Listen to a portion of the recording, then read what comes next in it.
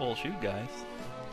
Last time on D&D, you all set about preparing for your next task that you took on.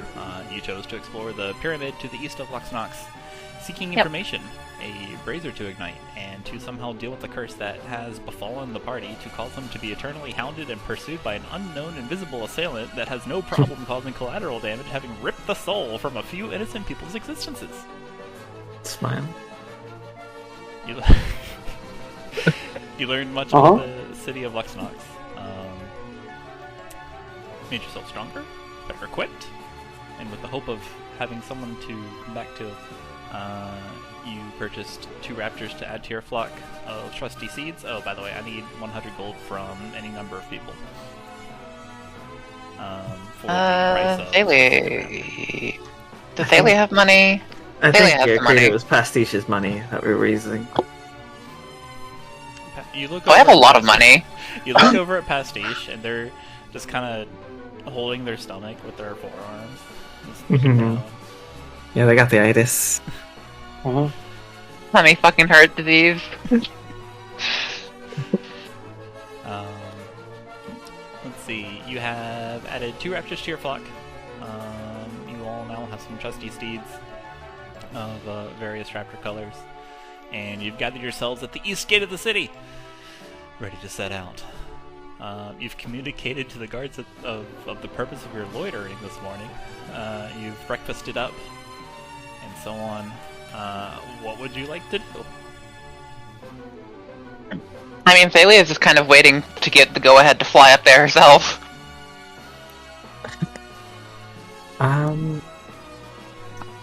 Yeah, I mean, I think we're all effectively set and ready to go. We would go off, right? Yep. Sure. Yeah. Alright. So, as you... Let's see here. Who's got the highest best perception? I know the answer to that. It's Makayla. As you exit, the guards are kind of like talking to themselves, keeping themselves busy as they stand this vigil. Otherwise, it'd be kind of boring.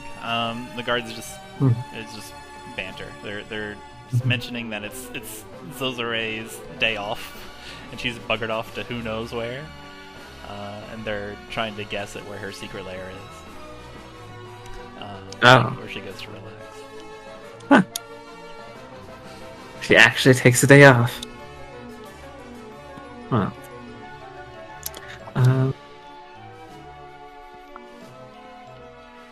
As you exit, Right. let's see.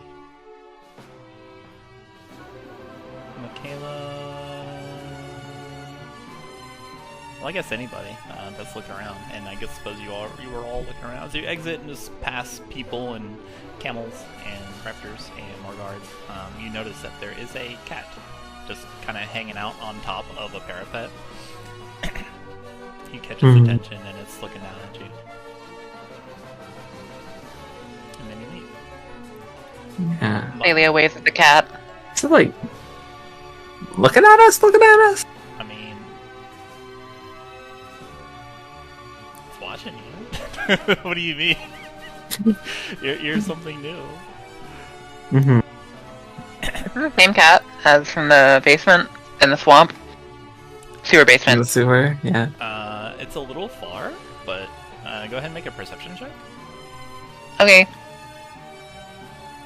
Really good at these guys. Hey, looks like Yeah. you are. Yeah. That's the magical spell that make you roll better. Just will it into existence.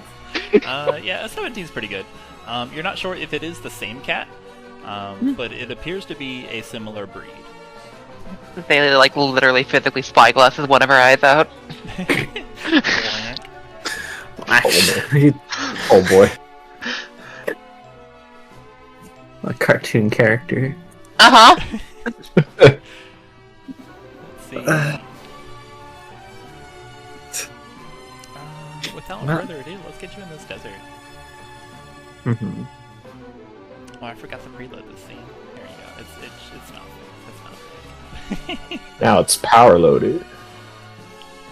Let's see here. So, as you exit Lux-Nox, this bastion in the desert, in the nation of Olga. Aboard your raptors. Just kind of blop, blop, blop, blop, blop through the desert. The rugged beauty of the landscape lies bare before you. There's scrubby grass that dots the sprawling, arid plain. Dust rises in great plumes in the wake of raptors and camels and wagons on the paths, the various paths that are safer ways to traverse between the various cities and towns. Far off in the distance to the south, the wind kicks up a dust cyclone that spins across the horizon.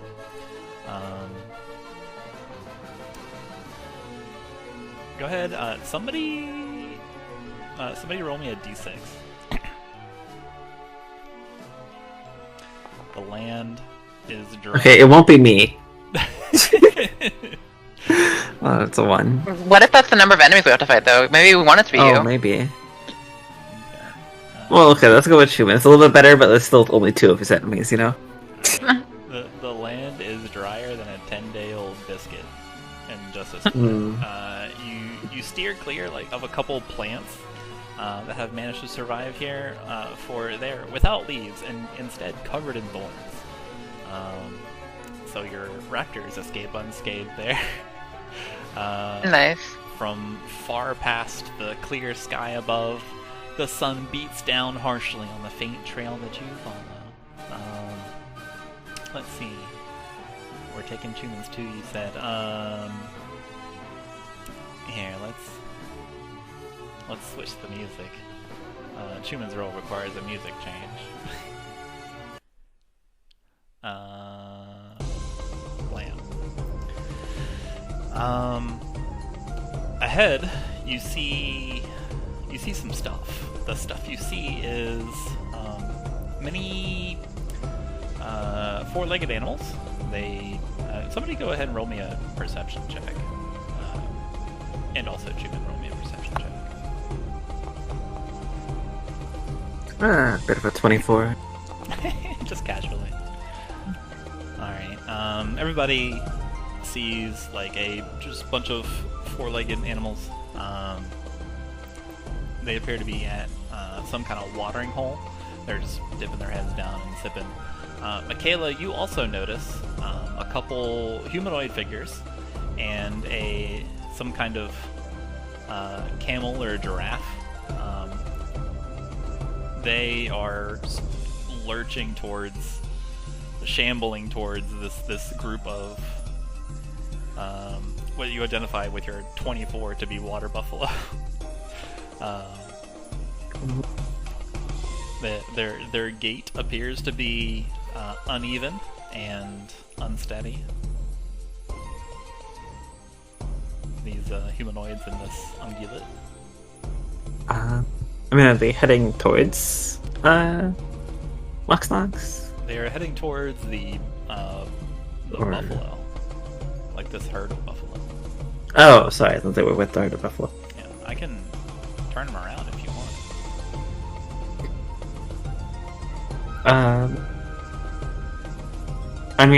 There's a second group and they're heading towards them. Okay, I don't think Makayla would pay them much mind, personally. It's kind of mission. Okay. Even though you pay them no mind, there is suddenly a commotion as all of the buffalo kind of make all buffalo noises. Just that's the noises the buffalo make. And you look over at the commotion and you see these humanoids and their camel just suddenly become victims and they get charged.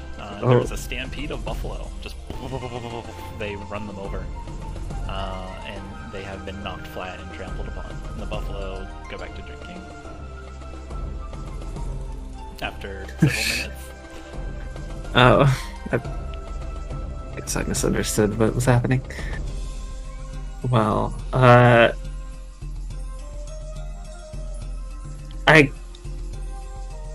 would look at everyone else. Everyone sees it. Yeah, and sort of say, like,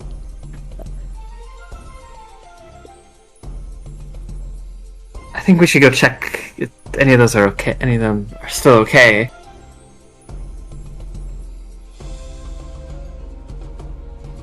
Makayla just kind of shrug clicks.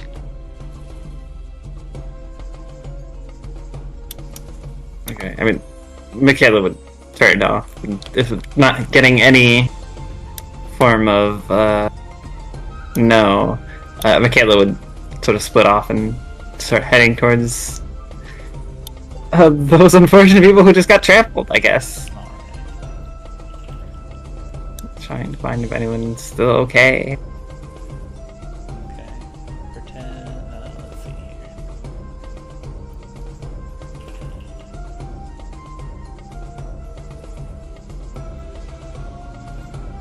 Okay.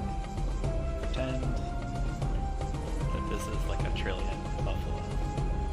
Sure. Goodness. Alright, okay. 1 twillion buffalo. Yeah, 1 twillion. Mhm. Alright, Makayla, you split off. You jump over there. On the ground is a camel. And let's see here. 2 humanoid figures. 2 people, Makayla. Mm-hmm. They have been badly trampled. All 3 of these things. Yeah. I would check to see if the humanoid figures are alive. Yeah, sure, roll me medicine. Okay. Alright, stop.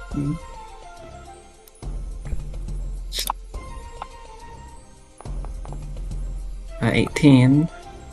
They 22. are hella dead. Oh. Oh, well. In fact, they're dead twice. You get over them, or you get over to them, and then you check out their bodies, and these are twice cadavers. It looks it looks like they were wanderers, including the camel, and they were going to do something, but the water buffalo defended themselves and killed them. Oh, okay. Well, upon seeing that, Makayla very quickly sort of retreat back and not interact with that. Alright.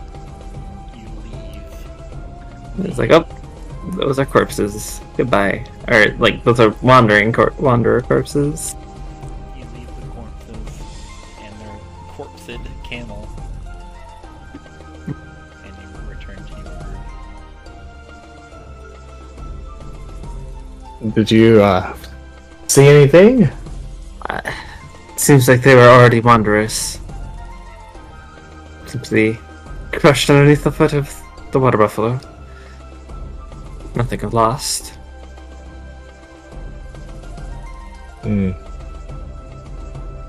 Well, that means less interference for us down the line. Well, hopefully. Doubt they'll stay on, though. But we don't have the time to properly deal with them, so we should just keep going.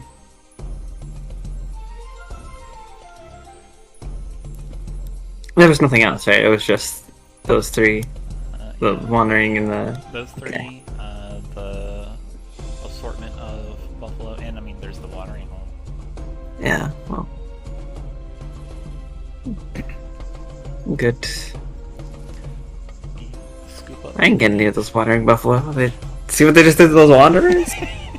I'll scoop Why up would we wanna- and put it yeah. on the tray. Why would we want to chide them? Alright,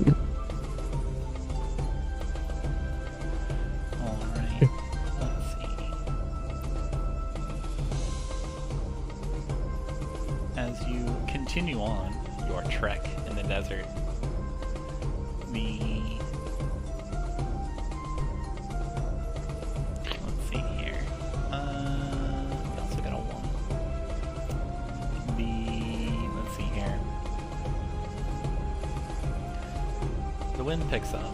You can kind of like hear it whistle through a bunch of sun-baked rocks, just kind of like blasted apart like cliffs and just rock up in the future towards your destination. There is suddenly as you're traveling for like the next few hours, 2 hours without incident until this happens, there is suddenly a rumble. Just the earth around you is trembling. The raptors start getting spooked and just kind of like look around and make raptor noises. I think that remembering back to the wandering bullet, would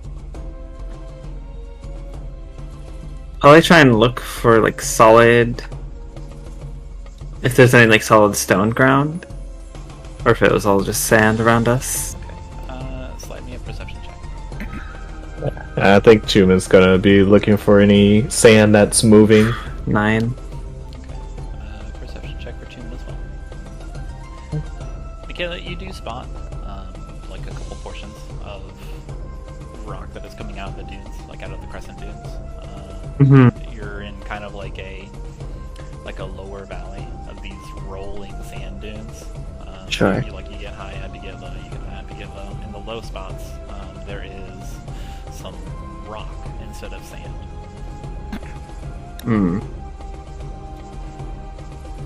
Not great. But probably a bit better to be on. She'd say that if this is another bullet, we should try and be on as solid ground as we possibly can. And I guess try and position on the rock so it can't come out from underneath us. If it is that, of course. Alright. Chuman, you do spot some moving sand. In fact, it covers a very large area. You can see dust being kicked up and like spurts of sand over like perhaps like 60-80 feet square. Is it technically heading towards us, or? It is, let's see. It's probably perpendicular to you. Kind of, sort of, not really. It doesn't appear to be heading towards you. But it does cross your path. Okay. You see Makayla dart down into one of the valleys and position herself in a raptor on a sizable platform of rock.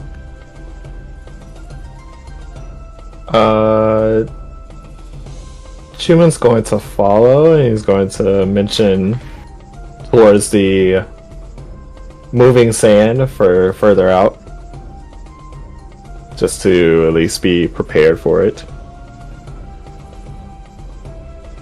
Okay.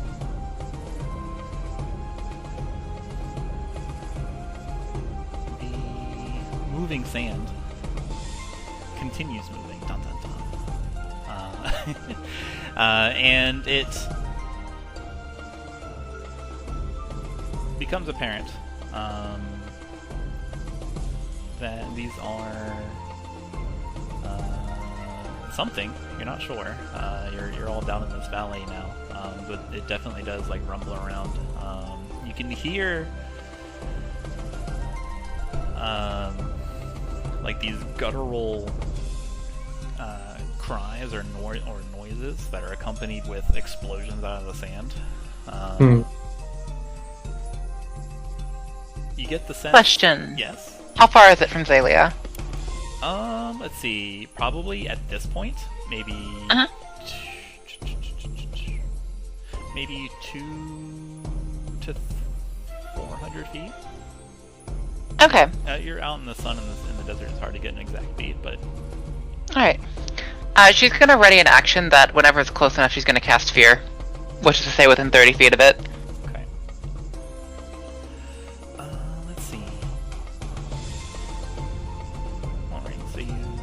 get ready to cast Fear on anything that comes into it. Let's see here. As these explosions of sand just continue on their path, you notice that the sounds and the movement patterns seem to divert away from you guys. And take a heading more along the same lines as the direction you were traveling, but kind of like they just turn a little bit, maybe like 45 degrees. So not quite sure what it is, but Xalia sure scared them off without even having to cast anything. Oh, like even just preparing to cast a spell, they saw the energy like flickering between her hurdy fingers. You can only assume so. Fucked up. Where? So it's like it was coming towards us and then kind of split off from us to a different direction? It was... Right? It was going this way. And Yeah. They kind of like went off and now they're going kind of northeast. Away from you. Okay. I see. Yeah, so they were kind Is of that... doing kind of like one of these numbers, just like... Sure. Is it towards the direction of Lux-Nox, or is it... No, Lux-Nox like... is west. Yeah, okay. I thought we were going east. Okay. We're going east. Oh, Rat, what are you doing? That's the same Hello? question that I'm asking. I suppose... I mean... Roll me another perception check to see what's going on. Yeah. As you take another look at this when they shift their movement. Sort of Clearly, like what? Xalia has Natural scared them 20? off. Dang. Okay. A 27 will do it. So, Makayla, as you squint your eyes and kind of reassess and reacclimate yourself to being out in the desert, and looking around, and you think back to your travels in the Nashir tribe and just being a nomad. You remember, and then you remember how to look, and you see that this is a flock, a group of not bullets, but sandworms. Large, long tubes of things that things that live in the sand. They're kind of jumping out of the sand as they're moving, kind of like dolphins. They're just like just causing a racket, and they're moving away from you. Okay. Oh, that's Hey, baby. very You're gonna convenient. attack me, aren't you? We should not interact with those handworms. Probably be a good idea. Why not? What's wrong with Wormy? I mean, Blam. I don't know. I hear they're very... the tokens. Just like looked away and looked back and just... The token looks like he just heard a funny joke. It really does. It's just happy to be there, you know? No, they're just going that way. You know, I heard about a group of people once that rode those worms. But no, unless you want to fight a whole pack of them, I suggest we try and leave them be. Right. I mean, to be fair, that was out of character. Fair enough. I don't think Xalia is capable Yeah. of that. It would be best to leave them alone there, at the advantage here. I guess we'd continue on westward. Eastward. Eastward. Westward is East back to westward. Lux-Nox. Sorry. It's just going in a loop. Yeah, roll me survival. We'll see if we're even successful at this. You don't have Hold on, nomads let me- anymore. East and west is pretty easy to I tell. don't know. East and west is pretty easy to tell. You have the sun that guides you. The sun rises in the west and sets in the east. Directions are hard, man. So you position yourself. You reposition, like after this startle, you reposition yourselves with the sun at your backs and head east. The top of the pyramid, is, or at least some large pointy structure, is visible in the distance now.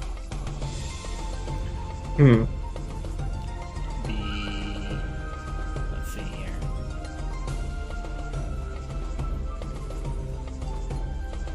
Someone roll me one more d6. My turn. Okay. Fuck, wait, I'm in German keyboard. I don't have a slash.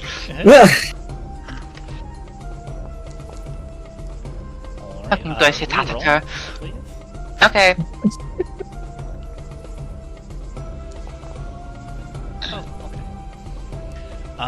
Let's see here.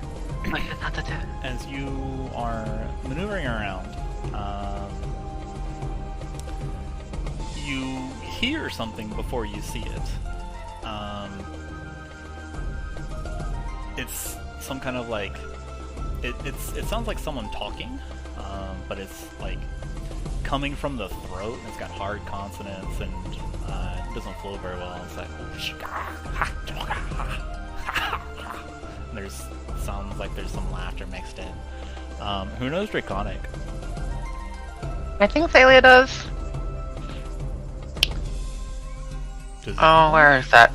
Where is that here on the news sheet? Beyond the first. Oh, she does. Yep, she knows it. She knows it. Oh wow. Okay. So you hear Xalia. Everybody hears this, but Xalia, you understand it, and it is someone.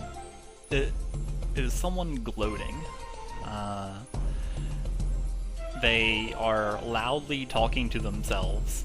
They seem incredibly pleased. The words that they're saying as you translate it is, I will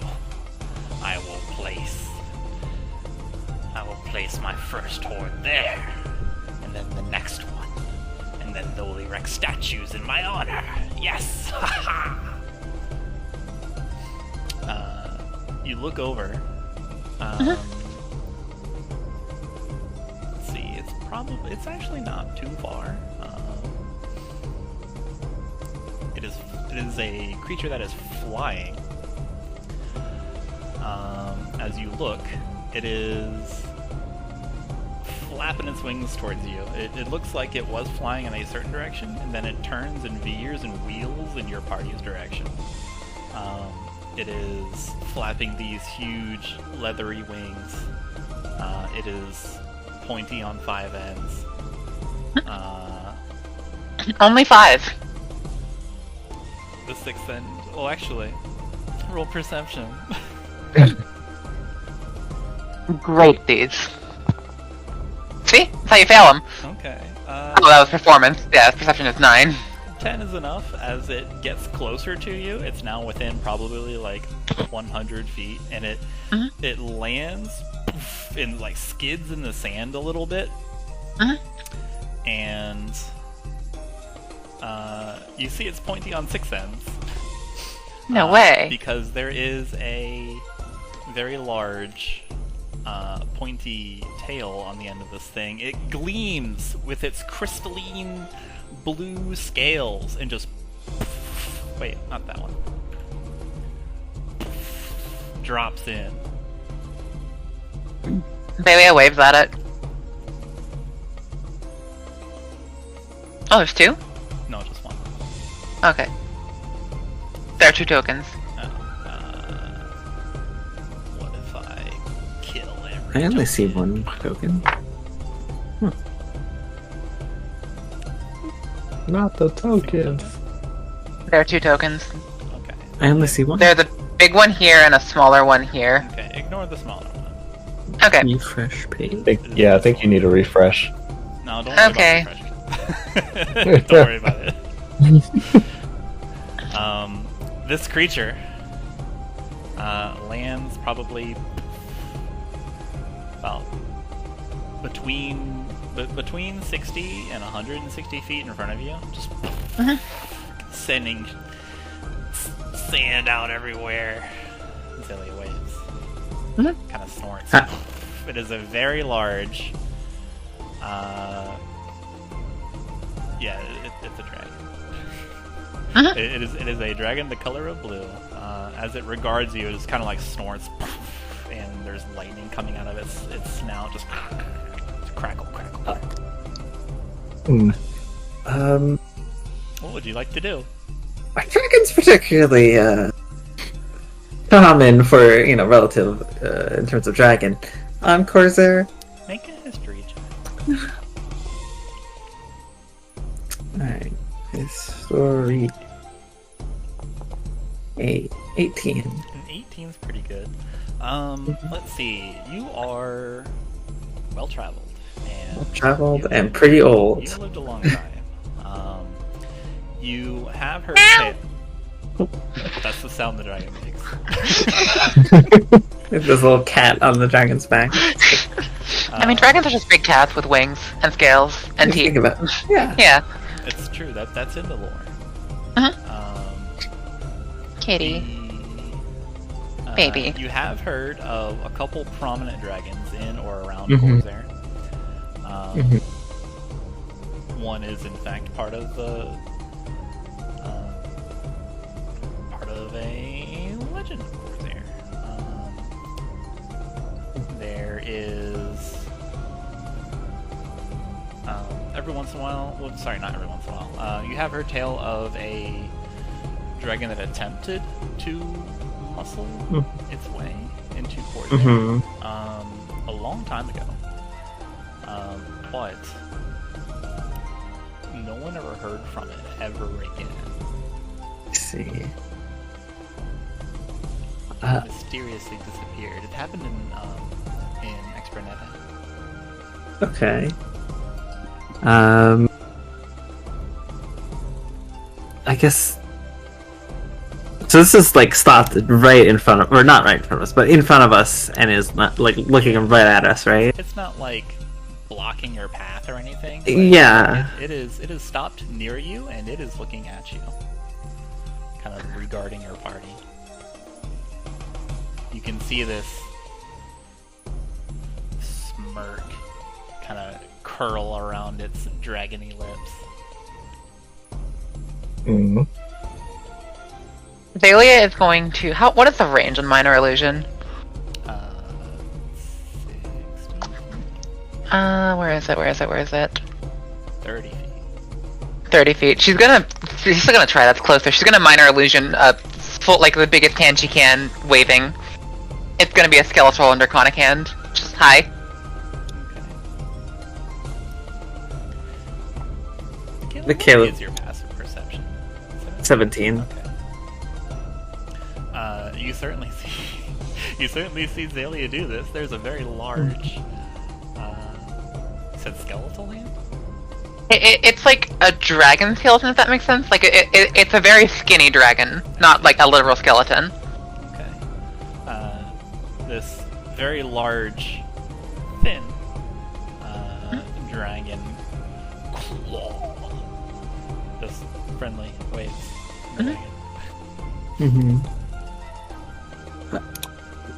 Kayla, I guess seeing the dragon more so than what Xalia is doing, would slow down a little bit, and I suppose just make an animal handling check with you. okay. Yeah, that's about on par. 18, God. 22, I mean. Dude, I can't get out of 7th lane. Yeah, okay, would slow down. And Chuman and Pastiche are flung from their raptors. Oh. As the raptors are now super spooked.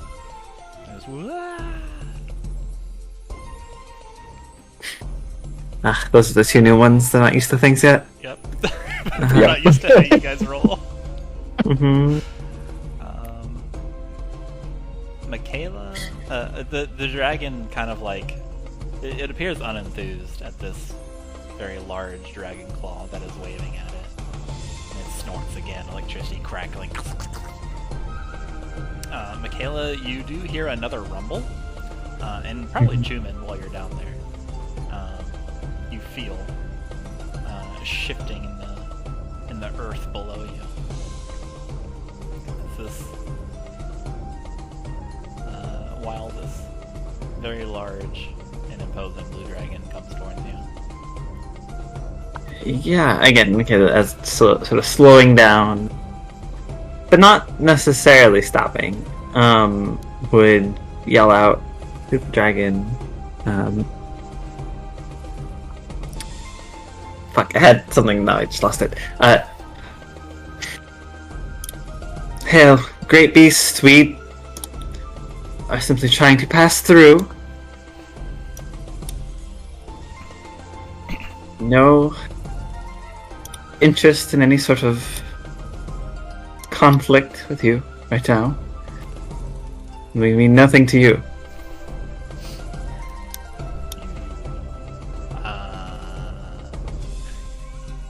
The dragon responds to you.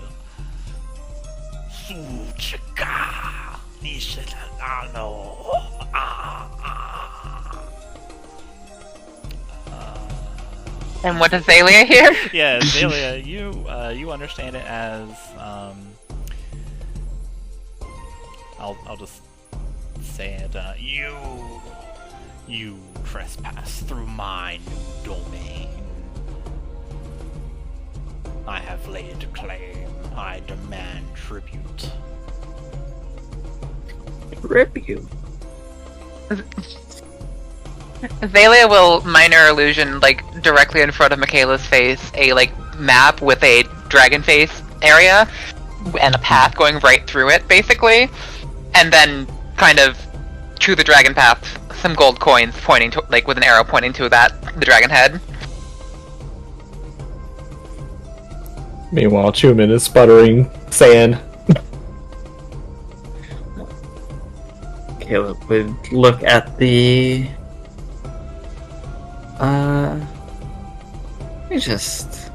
No, she would understand that, that's pretty clear. Yeah, she'd look at the illusion, and after a second, would look back to the dragon once again, yell out, "You wish for us to pay a tithe to cross through your land?"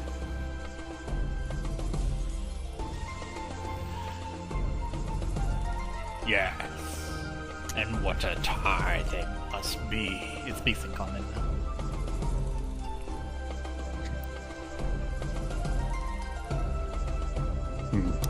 Actually, wait, hang on, let me double check. Okay. Yeah, seeing that you respond to it in common, it will respond to you in common. Okay. Present your valuables. You can't under her breath would be like, "Oh, so you do know common." And again, we would respond, "We are just simple travelers, adventurers. We do not possess much in terms of valuable assets. Nothing to start a horde, if that is what you're looking for."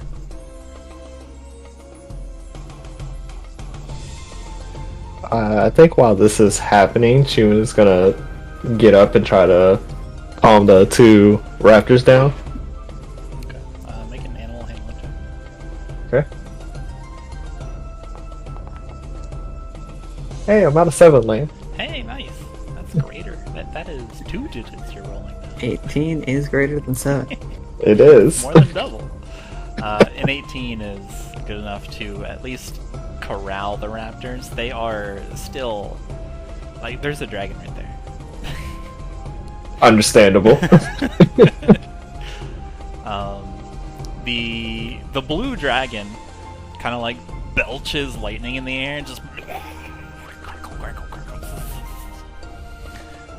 You cannot fool me. All you whelps have valuables. Present to me takes a stomp forward. Your gift.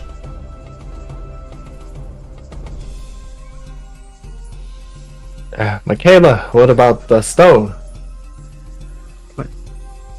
I would like look at you for a second in somewhat confusion. This stone, and then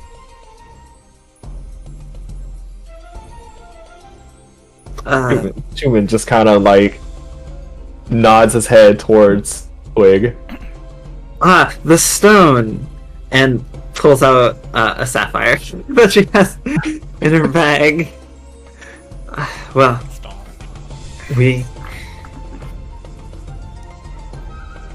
we're trying to save this for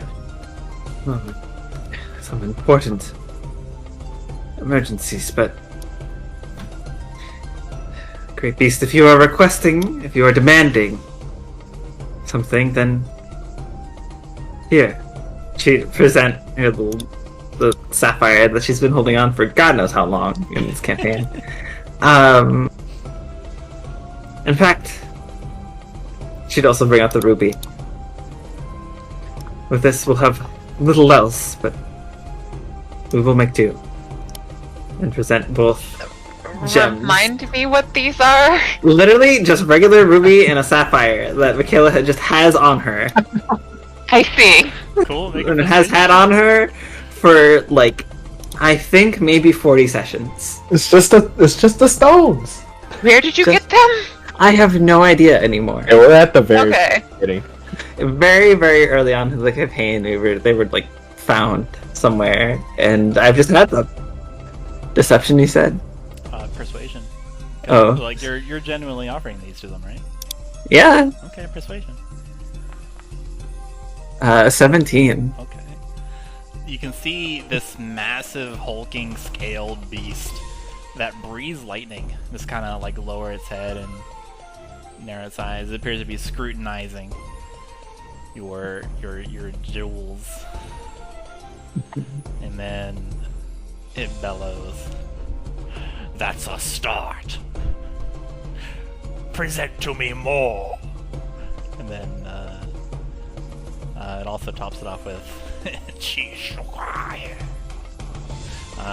which Xalia will understand as yes.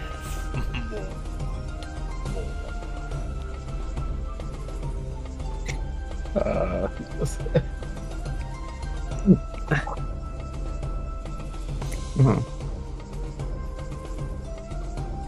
I mean, Xalia's gonna try to just walk up to it. oh, by the way, Makayla hasn't actually stopped moving. It's just like slowly kind of just creeping forward, kind of around it. Okay. Yeah, just like, yeah. Keeping like a perimeter around it, but not actually stopping. Let's see. Xalia, as you start walking towards this huge blue dragon, I need you to make a wisdom saving throw. Okay. As as you start walking, it seems to get bigger and bigger until you realize the size difference. Fuck. And suddenly, as you start walking, as you move past Makayla, who is trying to sidle around, it dawns on you that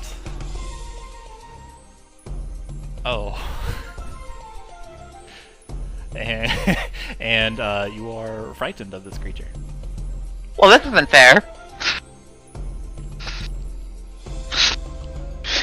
Hold it.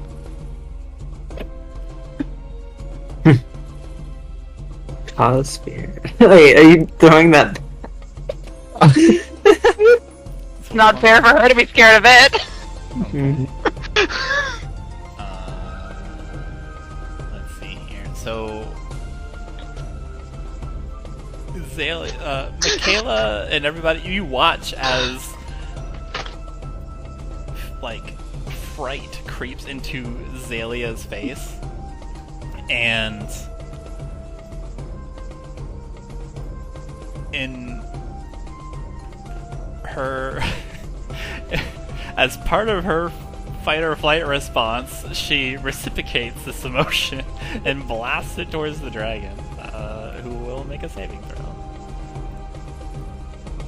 I'm pretty sure no. dragon. I'm just imagining them being frightened at each other. That would be pretty funny. It would be really funny. Let's see here.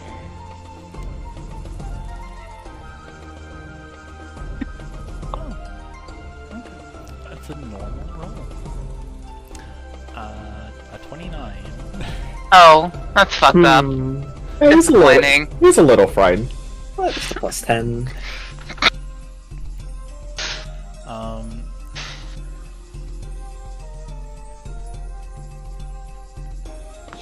Let's see. I'm pretty sure what happens next Okay. is the dragon kind of snorts and insults Xalia and Draconic. And rears up on its hind legs, and you can see its chest cavity expand as it inhales, and the ground beneath you begins to rumble with the force of what this dragon is about to expel. And suddenly, there is a huge explosion of sand underneath this blue dragon. This rumbling that you have been hearing culminates into not something that this blue dragon was apparently causing. There's a rumble in the earth as it splits and creaks, cascading sand and earth and rock everywhere, and a geyser of sand just underneath of it, and collapsing on the blue dragon as it is dragged underneath the earth, and earth is instantly just like caved back in, just sand pouring in and filling in the hole. You hear in Draconic,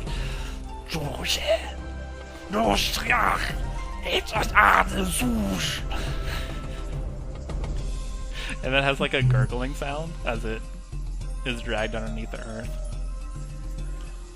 What? Draconic? Oh. That is... so Xalia, you hear and understand a very hurried and panicking plea for its life. Forgive me. I didn't know.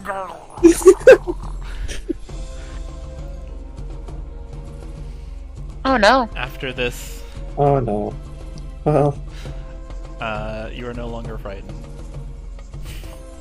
what? What? What just happened? Desert power. Don't say that. Sorry, continue. After about a minute, the sands are still again, and the rumbling subsides. The tremors and aftershocks. Hey, baby. The cat that was on the dragon's back is alive, though. Tremors and aftershocks fade away. Well. Huh. Makayla's just looking at the space where the dragon was.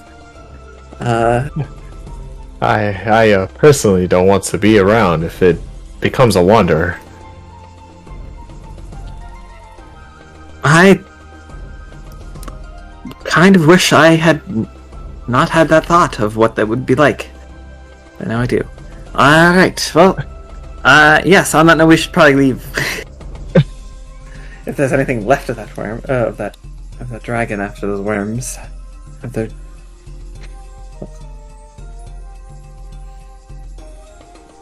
Yes, we really shouldn't stand here. And would try and motion everyone to get back on their raptors to keep moving. Okay. Very much. From everybody. I cast Speak with Animals to help try and get our raptors under control. Alright. I'm helpless. You see Twig get rocked off of his raptor and fall to the ground, and it just like in a puff of dust. And the raptor begins bolting. What do you yell after it?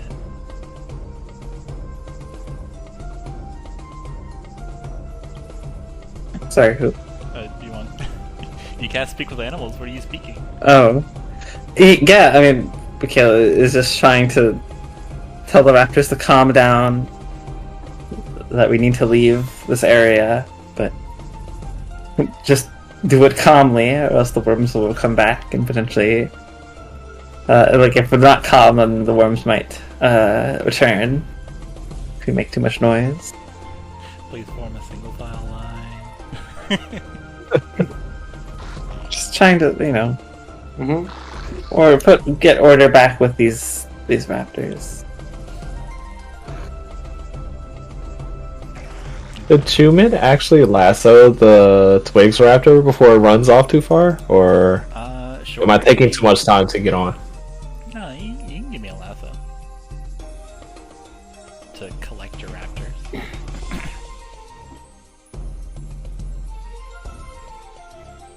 Where's my lasso? It's disappeared. Oh. There it is. Makayla, you find your sapphire and ruby on the desert sands. Well, I never actually gave it to him, so I guess... You definitely dropped them. Is this still a disadvantage? Pick him back up. Yeah.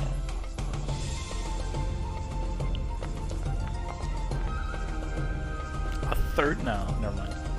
A 15.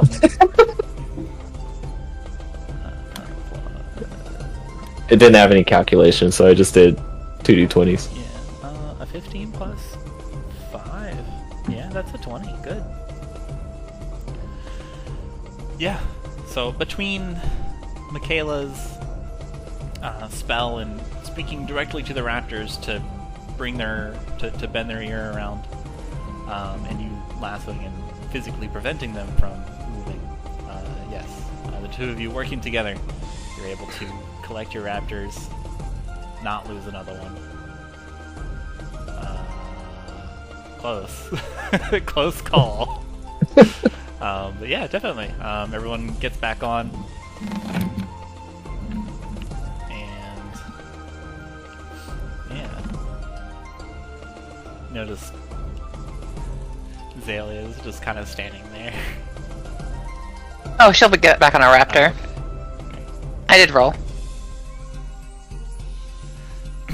Alright, cool.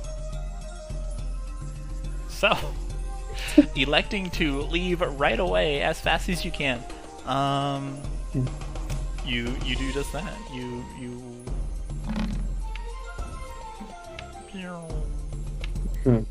go very fast. Let's see. Roll me perception with perception or survival with disadvantage because you're traveling quicker now. Is this everybody? Just one person. Okay. Whoever would like to do it. Cool. 13. 13. Okay. So you move on. You travel about 6 more hours without event. It seems like that may be all of the excitement for today. As you top the rise of a rocky hill and you confront the expanse before you. It's as if the hills that you're on now, they form the shore of an endless ocean of sand. Among the dunes that rise and fall as if great waves. Some in the distance you can see strange towers and land masses of wind-shaped stone that make up eerie islands looming in the skyscape.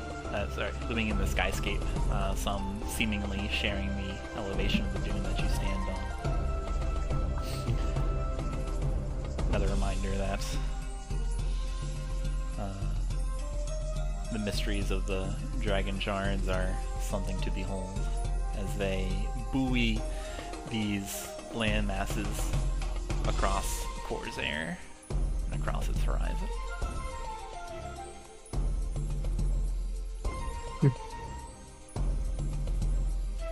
That's good. And Caleb looks at those in sort of reverence and awe. Just like she did way back when we first went to that floating pyramid.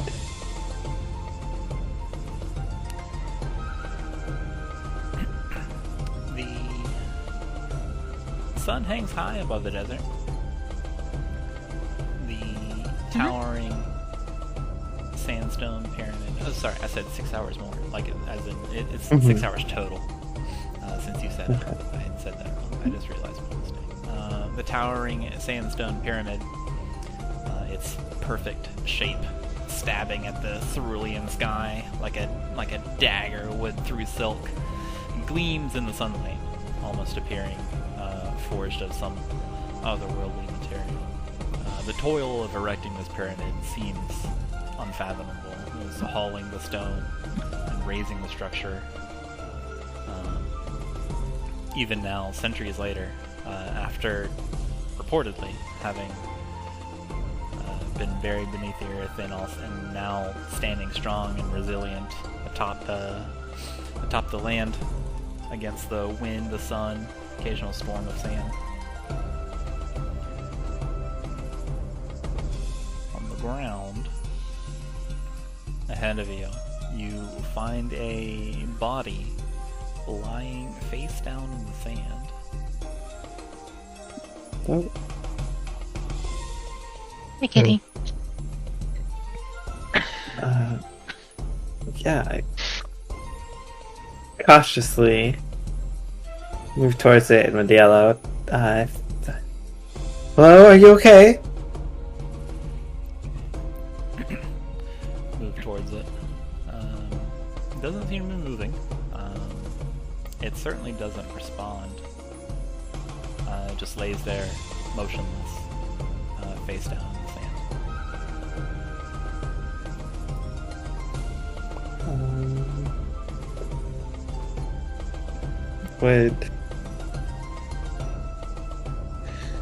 Oh, I know what I could do. I would use, mold earth to try and, from a distance, sort of turn the body over.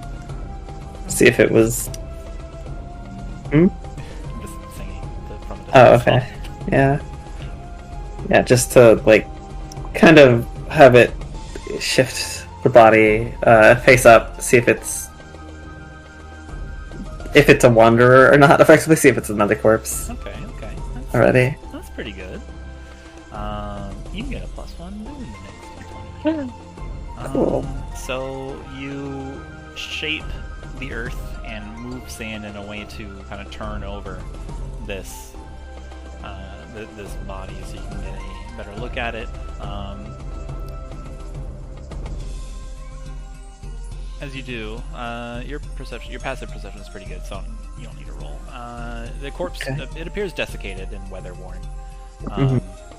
It is obviously someone that would be subject to the Curse of Wandering.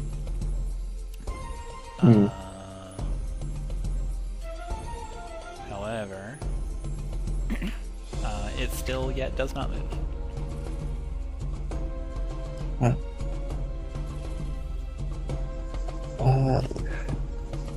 Are we to assume that it's already passed on? Most assuredly. Okay, let's say solemnly and do a you know, a quiet little like, I guess you should also look around this space if there was anything else from this person, or trying to see like how long they've been there. Do a That makes perception sense. Yeah, if this was like a recent death, or if this seems like it was something like they've been sitting out there for a long time. I mean, if they're like a corpse, then check. Yeah, they appear to just be corpse. You sidle up to it and just look around. The raptor just makes raptor noises. They appear to be just a regular person. There's like a little pouch or purse like tied to their waist. They've got they were armed with a dagger that's sheathed at their side. Their clothes are torn up a little bit. You can see on their, like, right below their collarbone on their left side, this large coagulated wound, which is probably what did them in either the first or second time. Let's see, a 13 is pretty good. You see another body on the ground, several hundred feet away.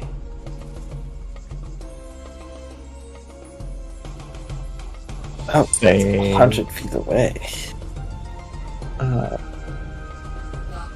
Is it in the same position, like face down? Similar, yeah. You can see there's Yeah. their silhouette in the sun. Yeah, I mean, Makayla would do the same thing, kind of get close enough to see it better, and then use Mulder to sort of inspect it. This one, as you sidle up next to it, it has several crossbow bolts sticking out of it, like 3 or 4. There's 2 in its back, 1 in its side, and one gruesomely out of its eye socket.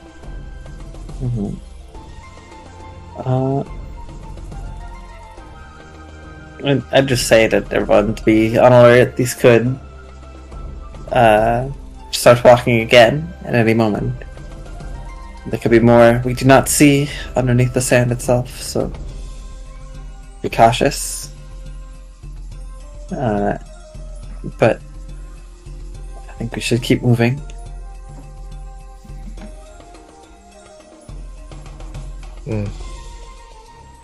Right. Probably we should take a longer route around this area. Probably would be smart.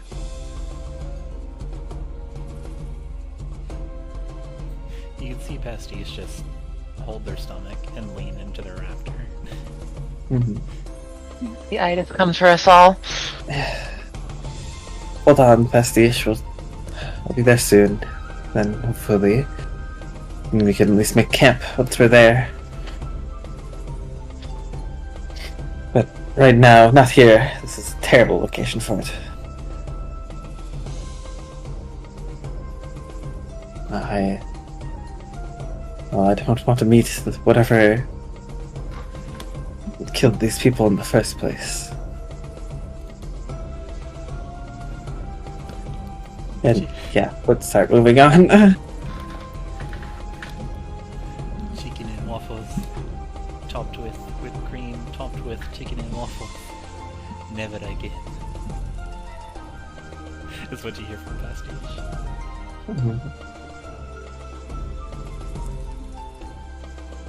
Should have had the toast. The toast was wrapped in bacon strips. Not the one I had. I got just the plain toast. What were you about to say? Well, I'm okay. Oh, okay. I thought you were about to say something. Alright. Alright. So you mentioned the plan was to go around a little bit, or like give these like a wide berth. Yeah, probably would be smart. Okay. So you not wrap. So you curve around. Go like north a couple hundred feet. And then start heading back towards this pyramid. You can see in your sight it is getting larger and larger. You're able to probably get to it within an hour at this point. You've been traveling nearly all day. After taking several pit stops to feed and water your raptors, feed and water yourselves, and also the bit of excitement. You are nearly there. Almost. So close. I can almost taste it.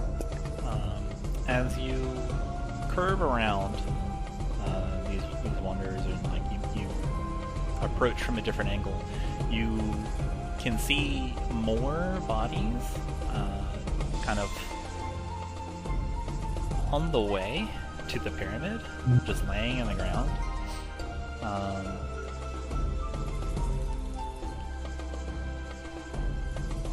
Four of them, as you are passing them and watching them. Four of them, out of the many, it's like a clump of four, like kind of shiver and then roll themselves up and start like standing and walking. Start very slowly resuming their gait, and their gait is to the pyramid. But riding raptors, you're much faster. Thanks. Let's see here. Yeah, congratulations, you successfully avoided that. Let's see here. You see, in addition to the pyramid, as you near it, you see a large pile of something in the distance. It is a heaped pile, and next to it, a small tent. There are flashes of color every once in a while. You're too far away yet to see what it is. Unless one of you has like a spyglass or something. As you get closer, you can see a figure seated at a bench within the shade of the tent, and there is a being aggressively flailing towards the figure within. It's repelled by some silver force each time it brings its heavy arms against it, craving to get at whatever ostensibly living creature is within.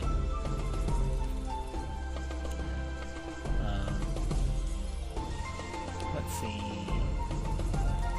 Would probably be. Oh, you'll need to be on this map. Let me put you guys at the place. Scene change. Da-da-da-da-da. It's the Batman cut, like. Alright.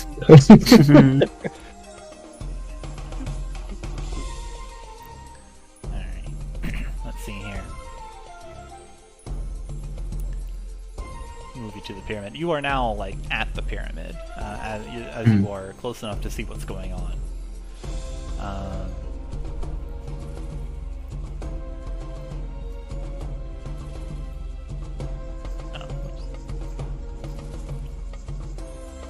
Hang on, I messed up. Oh no, not the fuck up. Alright, we're good. It's just a Batman cut. It's just a longer cut. Right, here you are at the base of the pyramid. It took a while to get here. There was some hiccups along the way. There's visible cracks in the base, like in the areas of the foundation, but as you're here, you imagine it must have once been a marvelous sight. The majority of your attention, however, is drawn to the activity that is going on over across the way. Yeah, there is a being aggressively slamming itself against this tent. But each time they are repelled by this magical force, they stumble back and then slam against it again. Within, you see a silhouette. They're shaded, so the contrast of the afternoon sun and the shade inside makes it difficult to see. But you can see them. You can see the figure level a crossbow at this wanderer, and then you hear the as it fires its ammunition. It launches directly into the wanderer, and then it stumbles back over, and then falls backward into this pile of undead. Oh my god. Ah, It is an I see. absolute pile, and the smell's atrocious already. But you can see there's many different kinds of creatures. There's bones. There's like a whole raptor here. There's a whole camel here. There's like a desiccated corpse of a bullet, and lots of humanoids. Oh no. They're all re-dead. They're dead again. They're all wanderers, and they're dead wanderers. So they cycle back around to being alive, right? Mm-hmm. Die twice, you live, right? One of the many mysteries of the Curse of Wandering.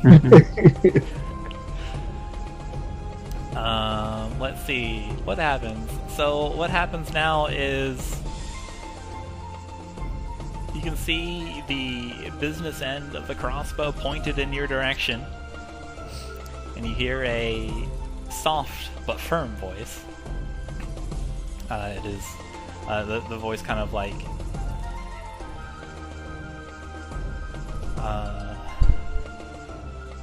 no, yeah, this is great. So it's soft but firm. It calls out to you. Name yourselves if you're not a walking corpse. It's a feminine voice. How far away are they? Probably at the measurement, like 100 feet away. Okay.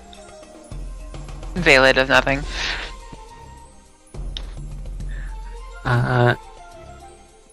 Would Kill would yell out,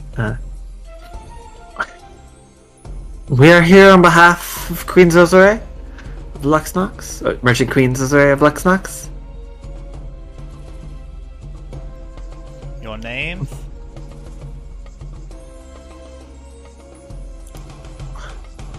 Makayla. And you are? There's a moment. From within this magical circle, out of this magical circle protected tent, you see a slightly tired looking woman. She comes out into the sun and looks at you. Just like brushes away the top of the tent. She wears a smile. She looks at you and goes, Makayla, my dear, my augure's flame kindles upon your approach. Who is this? You'll have to get closer. They apparently have better vision than you. The voice is familiar to you, right? Roll a history check. Yeah. I mean, I imagine I can guess, but Well, go ahead and guess. Nerd. 16. As I slowly start approaching again. Yeah, slowly start moving forward. As you move forward, Like squinting.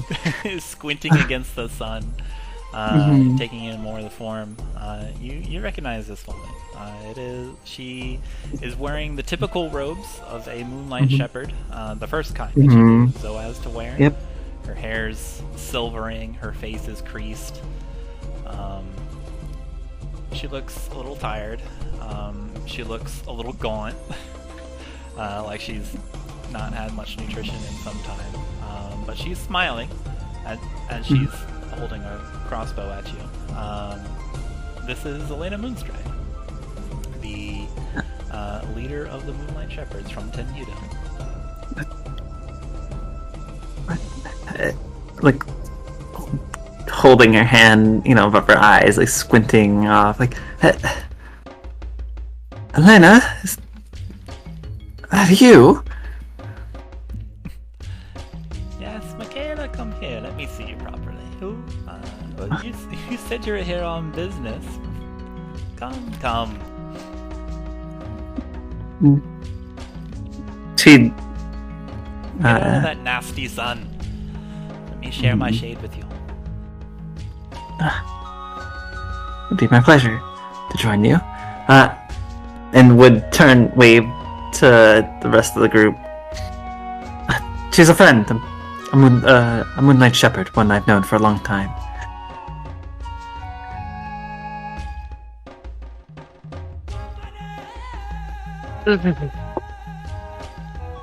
Chuman starts walking behind. Yeah. You two are relative or acquaintances?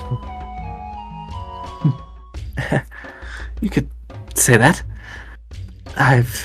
We've known each other for some time now. This aged woman steps out of the magical circle. There's like a little warble in the magic as she comes out to meet you. Xalia will scuttle up. It's so good to see you, my old friend. What brings you to this awful place? Looks at the mountain of corpses. That's a long story. One I am pained to tell, but since it's you, my friend, I am happy to say. I am happy to tell. I am here on business as well. Seems like every manner of nasty seems to find my way. This is just another way of proving myself, of course. The dailies, the daily toil. Indeed. Who are your friends? Did you enjoy this year's tea tray? It was wonderful, but I expected you to be there. As we had agreed to meet, I couldn't help but fear the worst had befallen you. I'm glad, more than glad, to see that is not the case. Well, I had some business, and that took me here. I regret to say, Makayla, perhaps the worst has befallen me. I am here. I am atoning for my mistakes. You can see, like, there's some... she's still smiling at you. She's still holding her crossbow at you. But she's got, like, some little waterworks forming in her eyes.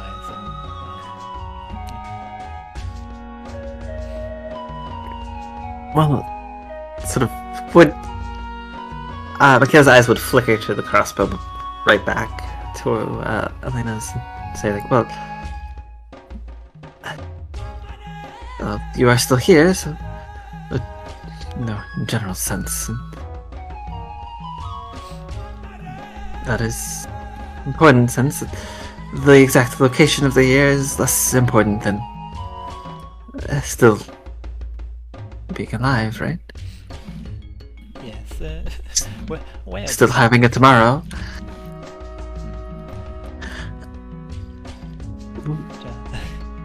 I am happy that you still hold that saying.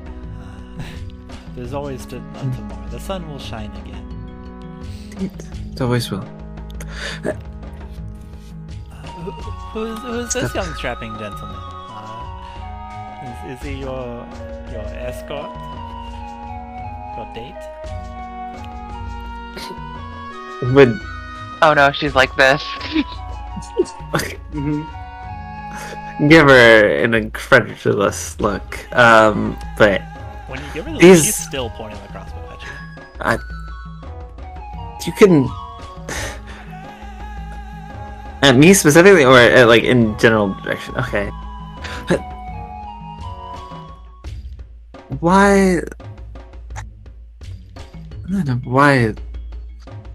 Hostilities, you can put that away. You know it is me. Oh, I'm sorry.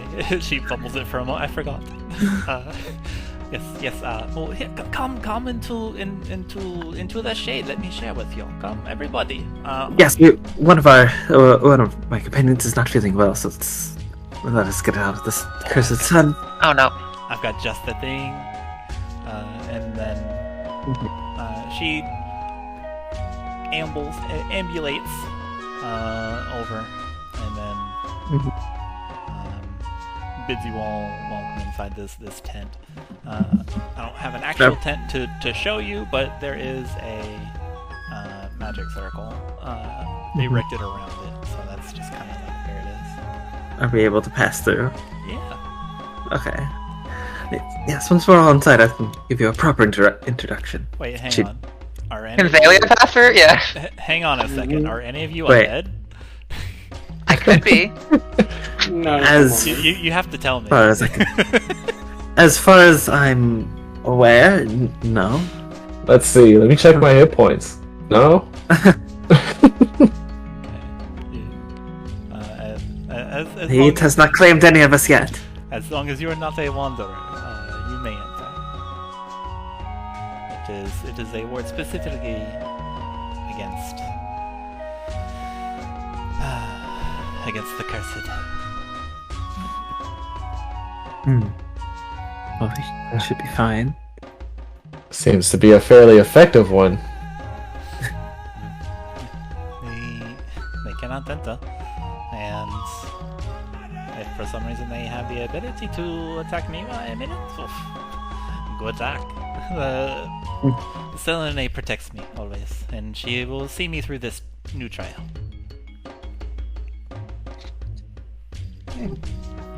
Well, Selene has more than proved her effectiveness in protecting on my trip here. I can tell you about it. So we are inside your tent. As you all move through this magic circle, there's the same kind of like wet, kind of water surface look and feel to it. It's like as if you're walking through like a wall of water. You know, of course, you were not soaked, but that's what it feels like moving through this magic circle. It just kind of Xalia's gonna stand in the magic circle and just walk back and forth very quickly. Okay, you are allowed to do this. There's nothing that prevents you from doing so. You do get a quizzical gaze from the aging Moonlight Shepherd. That tickles you, eh? It is a gift from Lady Selene herself. Frankly, it is solely responsible for my safety out here. I could not do it if we were not in her warm embrace.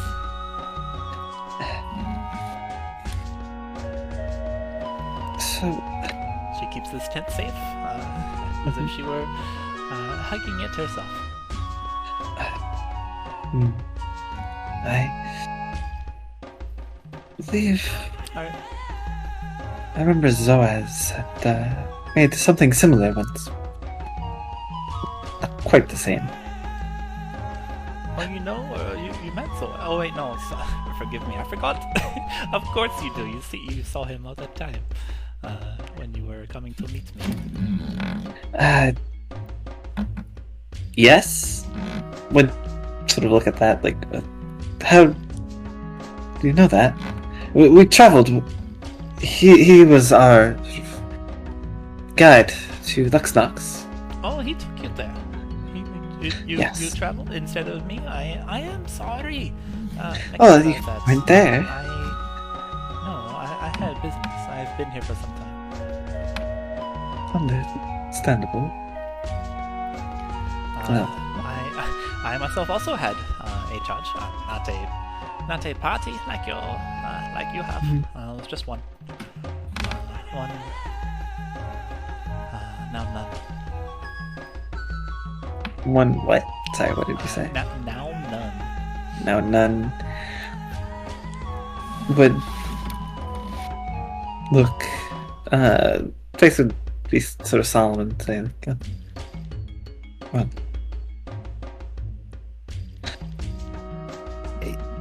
well, now you move on.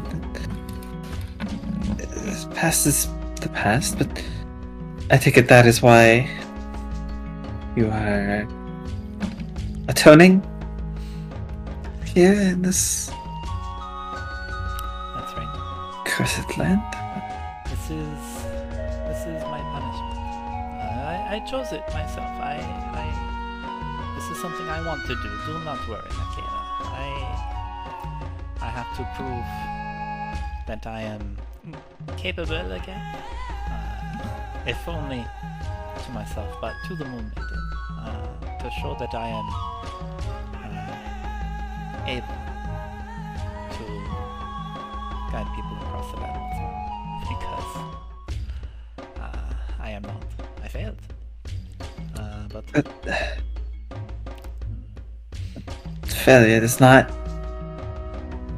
define what one, or a single failure cannot define what one cannot do, especially considering your history of doing that exact thing. how many failures before it defines it? 1, 2, 6? An entire contingent? As I'm many as it. used to having my charges survive their shepherding, Makayla. And I am also used to it not being my fault. Smiles.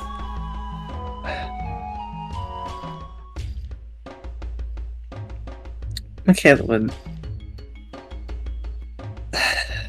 sort of sigh at that. Well, I wasn't there. I do not know. I do not know what happened. If this is what you feel you deserve, I will not I do. presume to know. I hear I like a saying among the Doomstruckers: you do the crime, you do the time.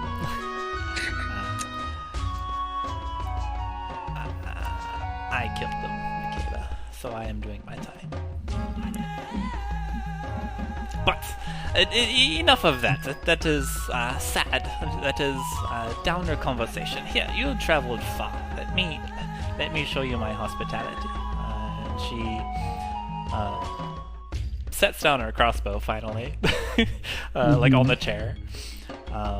And she puts her hands together and bows her head and just mutters a little quiet prayer. There's little motes of silver that coalesce around her. Her hair kind of like waves up a bit and like splinters off into tendrils.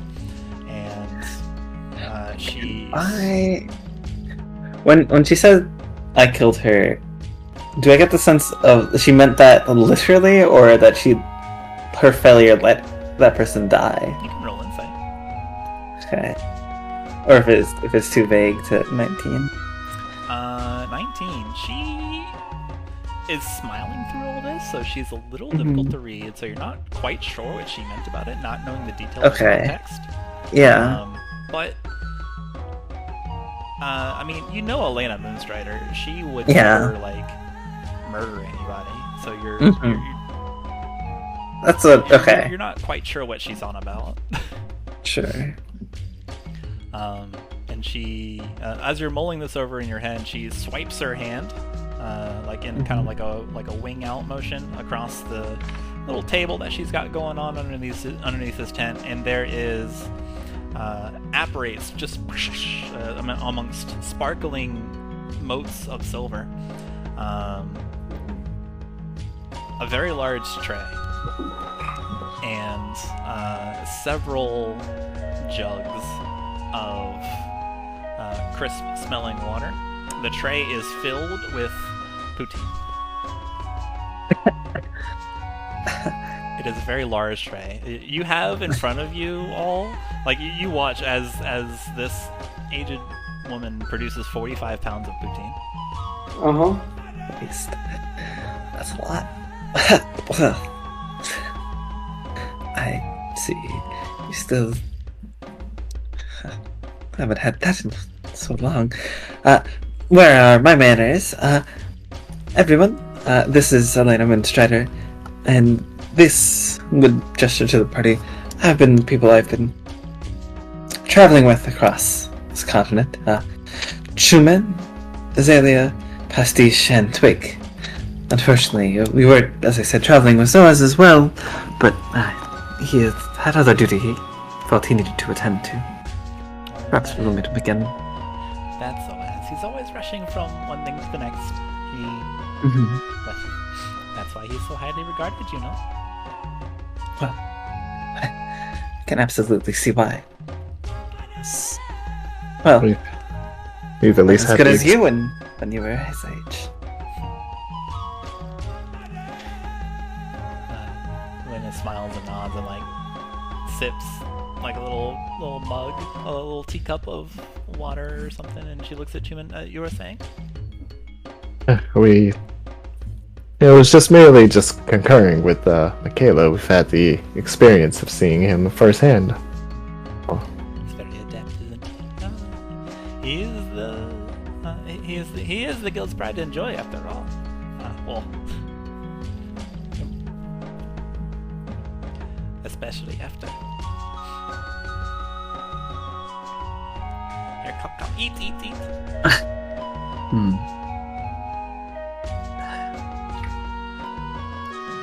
Bailey is still trying to swim in air water. This is actually difficult. Like, it doesn't have any friction and can't like hold you up. So you are. She's still trying. Yeah, you're making swimming like breaststroke motions. Like there's a bit for like you'll jump up and like kick and flitter your legs, your feet behind you, but then land and just continue doing the thing. I mean, she's contorting herself. Like, she is optimizing her body for swimmy mode without actually going full swimmy mode.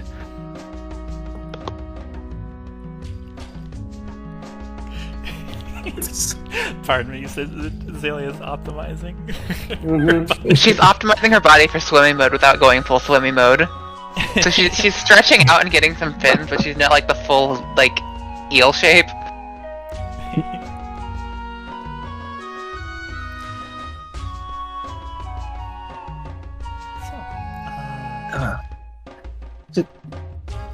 Come in and rest. There's food here. Shade.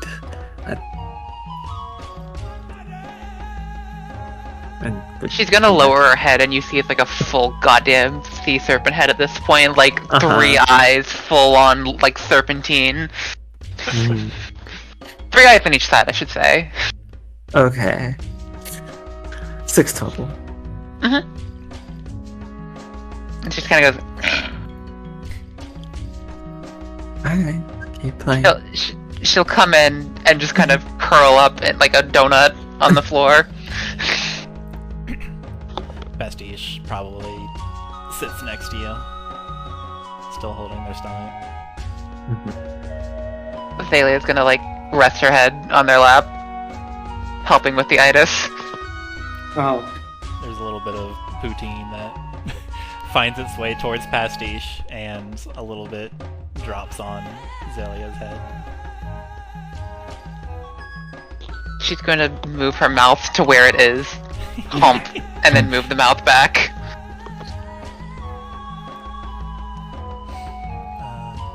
Come in. You said your name was Twig. Here, have some water. It's hot out there.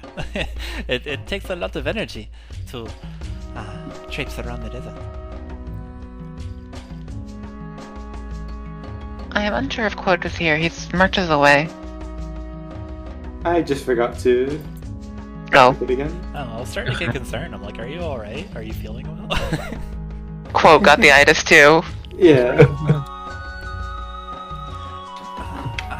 I feel like it's such a profound name. I feel like I've heard it before. Are you from Tenuto? That's where I do most of my business, or did most of my business. Well, I'm from Lux-Nox, but I was in Tenuto recently. Oh. Okay, I am not sure where. Perhaps I'm getting a little flimsy in the brain area these days. Old age and all that.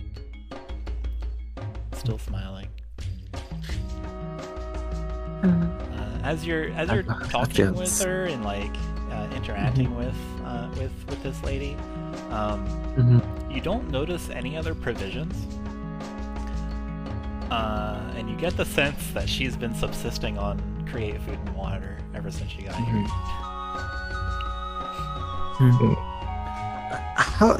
How long have you been here? Under self-imposed exile? Maybe let me think.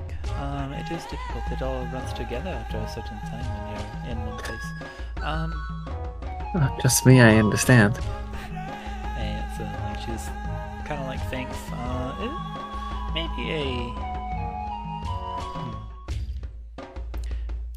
Maybe a few weeks, maybe a month. I am not too terribly sure, but a few weeks to a month. Yes, that is when I would have first left Tenuto on my business. I am able to remember that. I see. And why here, of all places? It very much seems like it looks at. I very much doubt that this pyramid needs any protection. Considering what I've heard of it. Roll persuasion. Yeah, regular persuasion. Okay, 17. Dang. Yeah. Got some expertise in that. Alright. She looks around, like she gives this kind of like wary or perhaps uneasy glance. Not too sure, but and then she looks back and smiles at you. Well, I am here because this is the place of my great failure. You see, Makayla, I'm comfortable telling you, this my business in that I was contracted for. I was to escort a single person, a man, to this pyramid. We realized that perhaps, I realized I didn't hear much complaints from women, that we may need more help. So it was a few weeks ago that we were in Lux-Nox, and we hired a band of people that seemed like they were doing mercenary work. So of course, mercenaries always trustworthy. They know where the gold comes from. So the gold comes from the Moonlight Shepherds, you see. So we hired them, and we made it here through the Wanderers. There are many Wanderers. Tough indeed. Perhaps me and my crossbow would not have been a match for them. But with the guiding light of Serone, we, myself, the man, and these mercenary bands, it was catastrophe. We went in, and she just gets like a little more. She gets a little more serious, and she starts trailing off. And they all died, Makayla. I saw them all crushed before my eyes. There was she's like gesturing now, like she's pointing, like just like waggling a finger, just like pointing towards the entrance. The man ran forward. The gnome and the lion and a couple other from their band ran forward, but most of them crushed, destroyed. In my cowardice, I fled. Survival is not cowardice. They are dead because of me, because I could not protect them. I did the only thing I could do. The only thing I thought to do. I went to Queen Khorzaire. She tasked. She was understanding, but I don't know. I could sense perhaps some disappointment. She tasked me with preventing such a tragedy from happening again. So here I am. I am atoning. I maintain a ward on this pyramid, and I ensure that nothing and no one enters this structure, so that it cannot happen again.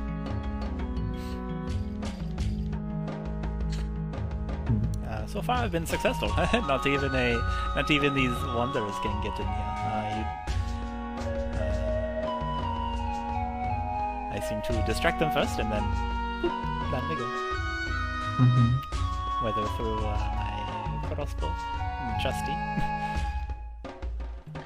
And how long do you intend to continue this? Until silly question. Until Selene tells me that I am complete. Until Selene tells me that I am done. She gets me elsewhere.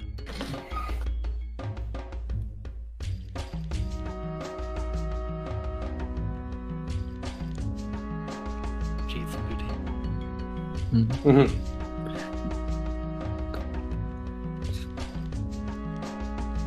Do you ever consider if Selene is waiting for you to decide for yourself? When you start that sentence, she like fixes you with a stern look, and then when you finish the sentence, she goes back to smiling, and she kind of like timidly fusses with like a little ponytail of her silvery hair that kind of curves around to her front. Oh no, that is not the way. Selene will tell us. She guides us. She is the Moon Maiden. She will shepherd us. It is my place to guide people like me, my peers. It is not my place to assume what Selene has in store for me. Makayla, you know that.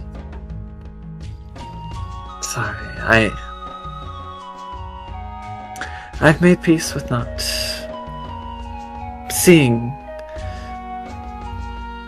Perhaps I cannot see it from your perspective, and I don't agree with how the shepherds sort of follow their God, but it is not my place to say how you should do it. I just... well... It feels awfully such a strict code. Yes, and I simply think my friend deserves better of themselves. And to sit in self-imposed exile. But I will not force anything on. We are here on behest of the Russian Queen herself. This will take some explaining. She would then, because she trusts Elena, would explain kind of the general gist of our attempt, or sort of the fact that we're now on this quest to go, like that there are these bonfires that need to be, braces that need to be lit. One of them is in this temple, and that we are trying to find. There's a way to get into Cyril, and it involves sort of lighting all of these fires. And the Merchant Queen herself believes that through all of this, that we can potentially stop the curse of wandering itself.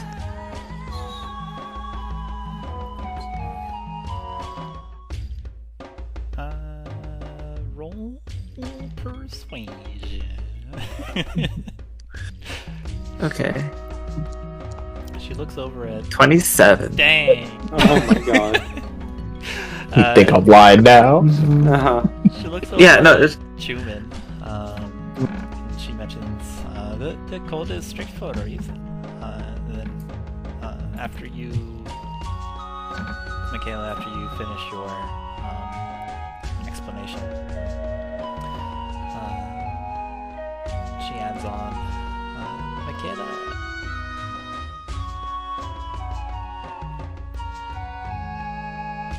I don't think so. What? Excuse me? I have been guided by Savanna all my life. She has been guiding me, guiding others. I had a glowing record of people, moving people around. The one time I decided to do something for myself because of something that I wanted to do, this happens. Don't go in there. Don't want to go in there. Senene has not informed, has not allowed anyone to go in. Don't go in.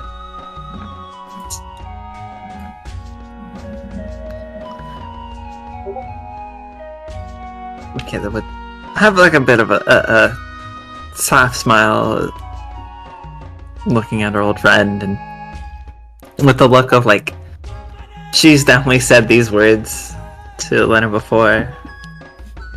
Selene is not my god.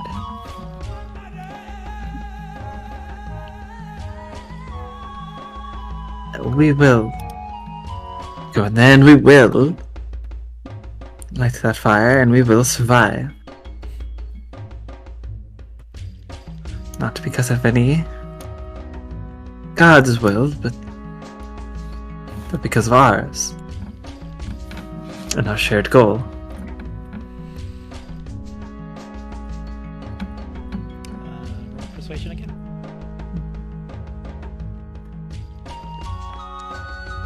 A 20. Dirty 20.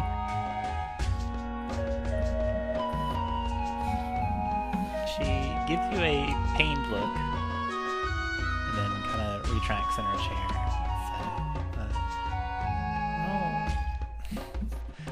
Makayla, turn back. There is nothing for you in here. There's nothing. And she looks around. There's nothing for any of you in here. There is only death of those around you that you are sworn to protect and betrayal. I will not lower the ward.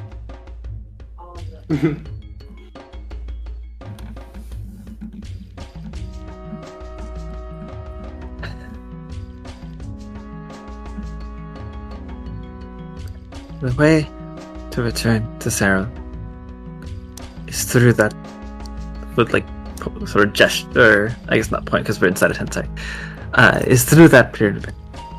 We are going inside.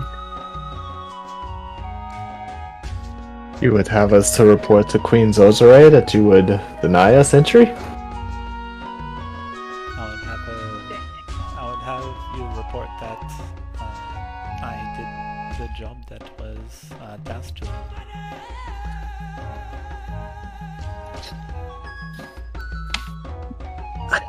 I would pull out like the. Do I not have? I guess I didn't put it in my inventory, but like the seal, quote unquote, of sorry. The funny doodle drawings. Yeah. Uh-huh.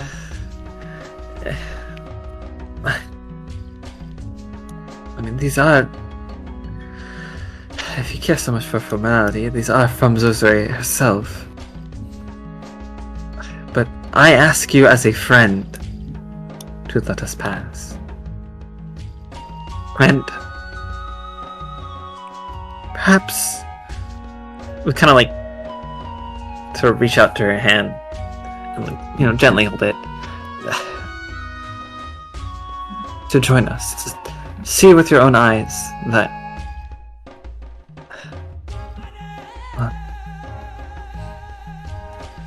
I suppose we could sort of make our own fate.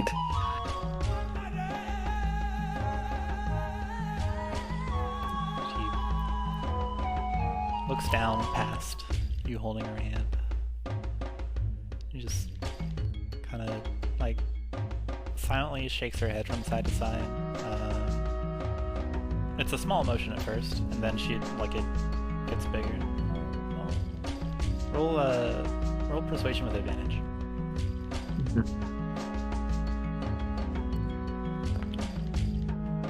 26. Oh boy.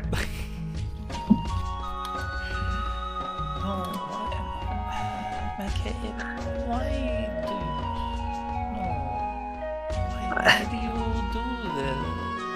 Why do you do this to me? No, I don't. This is affected me. A similar sentiment that I was going to ask of you back in Tenudo.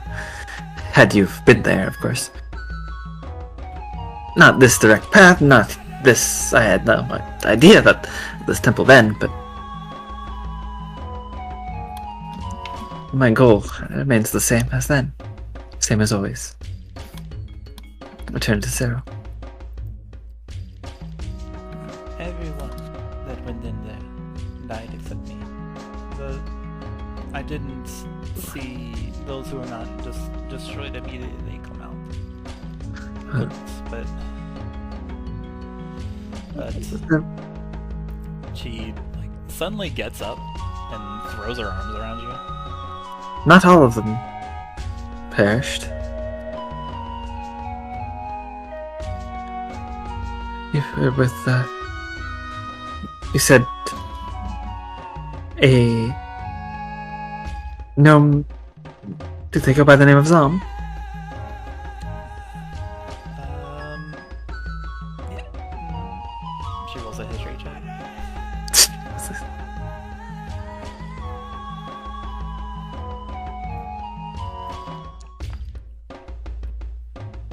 I don't remember.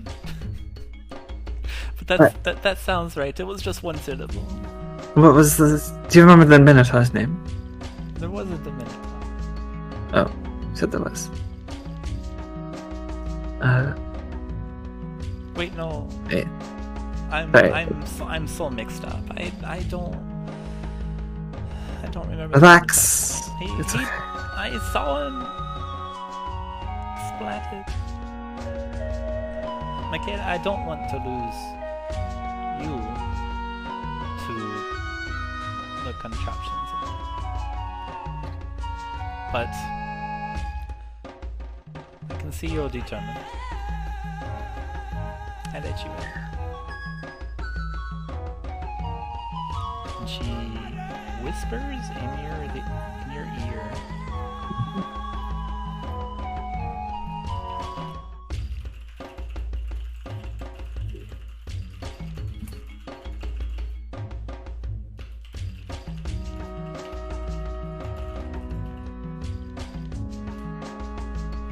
Oh, okay. And then she comes back, and you see that like she's got tear-stained eyes, and she's trembling a little bit, and looks around. Take good care of my Makayla, okay?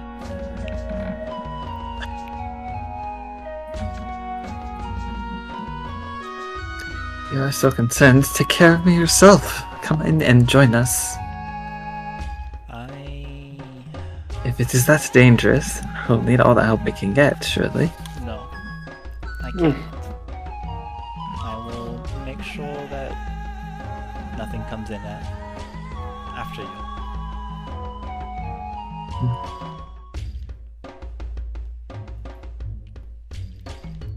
Look. No, if that's what you wish. Speak of the cuss now. And she points behind you as she's wiping tears out of her eyes, and you see those same shambling forms that you passed on the way to the pyramid. They're just kind of shuffling towards you guys now. You can start hearing the grunts.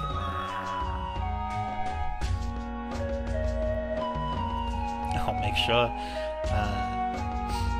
make sure things like that don't come in after you. Besides, who will feed your raptors? I'll spoil them so much. Makayla smiles, nods, and holds her hand firm, and says, "Well, then I'll be looking forward to seeing you once we return. Alive. And having accomplished our goals." I so hope for this. She looks you directly in the eyes. There's kind of a little half smile on this aging woman, and she, without breaking eye contact, she puts her palm behind her towards the pyramid, and she twists and closes her palm into a fist, and then as if she's grabbing something unseen, and then she bends her elbow and twists and yanks extremely hard. You don't see anything, but there is accompanying a very loud pop, just pop, and then there is a delayed puff of glittering motes of silver. In fact, they just kind of audibly glitter, just and something amazing happens. The door that has emblazoned a scarab with massive bird avian wings beneath a red sun slides up. Oh my goodness. Yo. Oh. Yo. Oh. We already figured out how to open the door, but we did not figure out how to... I say we... I did not figure out how to prevent it from opening again. So, go on in. And she looks at everybody and then just averts her gaze down.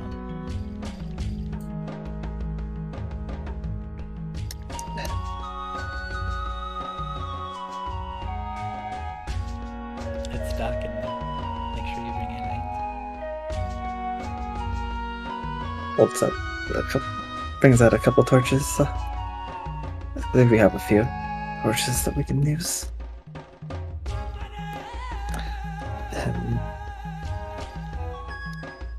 Kayla would give her hand sort of this one, a last sort of gentle squeeze, and say, Thank you, friend. Then let her go and look to everyone else and say, well, are we ready? As ready as ever.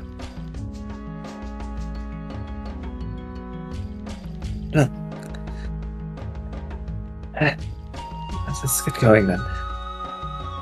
And then I guess Makayla would start to sort of walk out from under the tent, and I assume it's like sort of sundown around now, right? Or like late in the afternoon. Yeah, it's probably early evening, late afternoon. Okay. Yeah. The late afternoon sun now sort of reflecting shyly off of Makayla's new armor. She'd stand very tall and determined, look towards Elena and say, I will see you when we return. And then start heading out.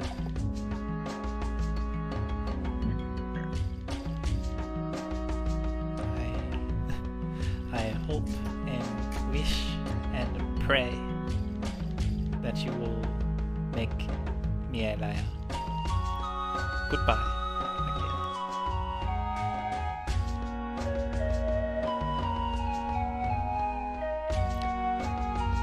You can see her swallow hard and downtrodden eyes just remain averted and fixated on the sand.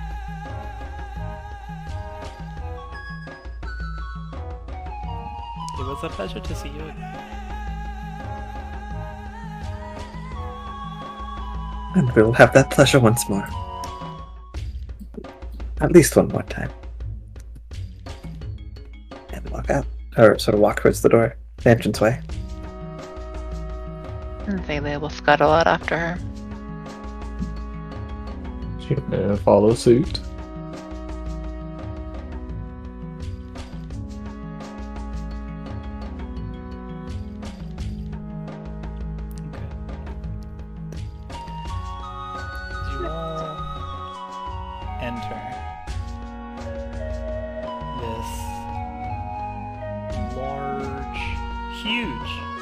Gargantuan structure.